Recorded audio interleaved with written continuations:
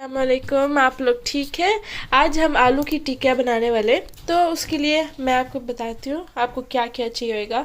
तो हमने एक छोटी सी कटोरी धनिया लिए हुए और इधर 15 पत्ते पुदीना।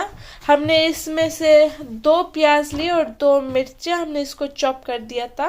तो ये वो, और ये हमारी दाल और ये सारे गरम मसाले, ये 2 दालचीनी हमारे पास है। हम इसको दरदरा छोटा छोटा कर देंगे। और फिर ये हमारा 1 टेबल स्पून कुटी हुई लाल मिर्च। ये कुटी लाल मिर्च के बाद हमारे पास सूखा धनिया और जीरा का पाउडर है टेबल स्पून। और ये हमारा चाट मसाला, ये टेस्ट के लिए हम नींबू भी डाल सकते हैं। चाट मसाला या आमचूर का पाउडर, अनारदाना, और लेकिन हम चाट मसाला डालने वाले हैं इसलिए हमें आमचूर नहीं अच्छा लगता, और नींबू भी डाल देंगे। आलू के लिए हमने 3 बड़े आलू लिए थे, जिसमें हमने नमक और पानी में उबाल दिया था। तो जो नमक है वो इस पोटैटोस के अंदर चले जाए टेस्ट। फिर हमने उसके जो छिलका है वो उतार दिया था और फिर उसको छोटा हाथ से मैश कर दिया था। हम इसमें 2 टेबल स्पून तेल डाल देंगे। इसको हम हल्के से सोते करेंगे। तो मिर्चों के साथ हम ये सारे मसाले डाल दिया, तो वो ऐसे अब भून जाए। हाँ, उसमें कच्चा कोई टेस्ट ना आए।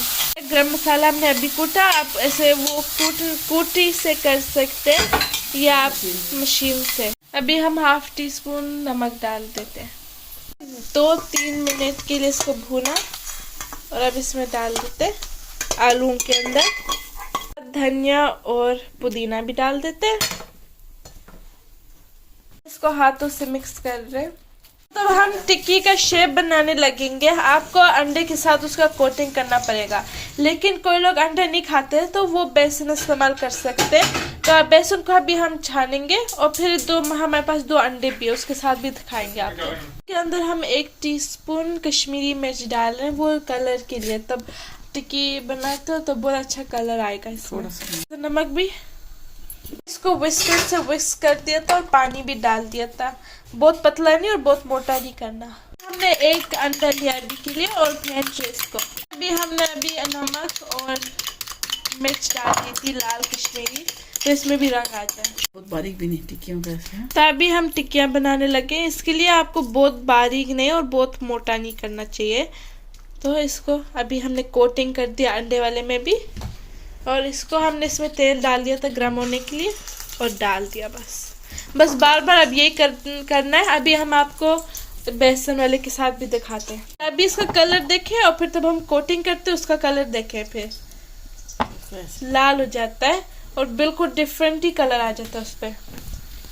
तो हमने एक और बर्तन लिया इसके लिए, हमने डाल दिया।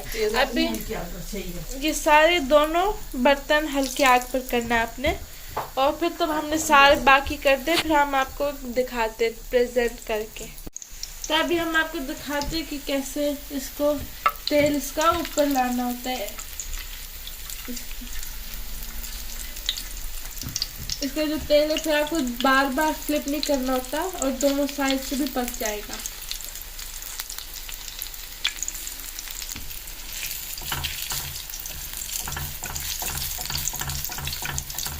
इसको बर्तन को अगर आप थोड़ा साइड में लाओगे तो तेल आ जाएगा और आसानी से आपका पक जाएगा जल्दी।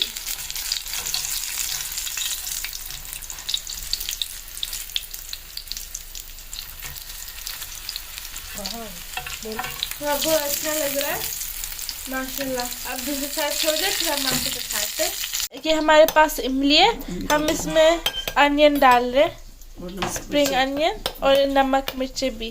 ये हमारा चटनी हो गया। ये बेसन वाले और ये अंडे वाले हैं। हमारा आखिरी लुक हो गया। देखो कितना अच्छा क्रिस्पी बना है और अंदर से भी पूरा पक गया और टेस्टी। आप जरूर ट्राई करना और हमें बताकर दिखाना।